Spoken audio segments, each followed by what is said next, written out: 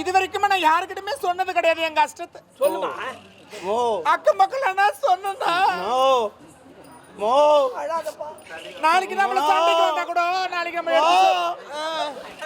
நாளைக்கு நாளைக்கு என்னமோ சும்மாத்தானு ஃபீல் பண்ண ஒன்னும் ஃபீல் பண்ண வேணாம். நானே வயிற்றுல இருக்கிறேன். யார் ராவா குடிச்சான்னா எல்லாம் தண்ணி கலந்து குடிக்கணும். ராவாலாம் குடிக்கூடாது, ரத்தமா போகும். குடிக்காதான் தப்பு தப்பா குடிக்காதீங்க. அதுக்கு ஒரு கிளாஸ் இருக்குது.